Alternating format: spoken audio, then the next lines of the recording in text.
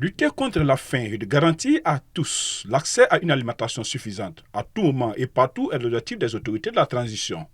Or, au Mali, l'agriculture repose essentiellement sur la terre. C'est pourquoi la question du foncier est centrale dans le débat sur la sécurité alimentaire et les systèmes alimentaires. Comme vous le savez, c'est une thématique qui gangrène un peu partout aujourd'hui. Au Mali, quand on vient sur le foncier agricole, il y a eu beaucoup de démarches qui ont été mises en place et aussi beaucoup de choses ont été effectuées. Sans foncier, il n'y a pas d'agriculture.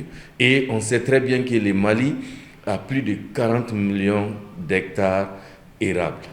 Tout de même, la question de la spéculation foncière est un frein à l'essor de l'agriculture. La spéculation foncière impacte beaucoup le développement agricole au Mali. Pourquoi? Parce qu'aujourd'hui, il y en a qui ont tendance à aller vers l'agro-industrie, alors que l'agro-industrie demande beaucoup d'espace. Alors que quand on prend même le Mali en tant que tel, l'agriculture malienne, elle est familiale. Et ça veut dire que les terres sont données dans les villages par les chefs de village ou les chefs terriens.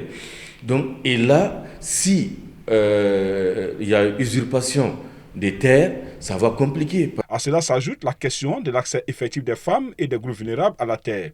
Cette exclusion a des répercussions graves. Je pense que l'inclusion genre dans le foncier est aujourd'hui très très important parce qu'aujourd'hui, vous voyez, il y a beaucoup de conflits même autour de ça parce qu'ici au Mali, dès qu'on commence à parler du foncier avec une femme, donc surtout quand la femme elle est mariée, elle se déplace d'une famille vers une autre et ensuite on dit qu'elle n'a pas apporté de terre.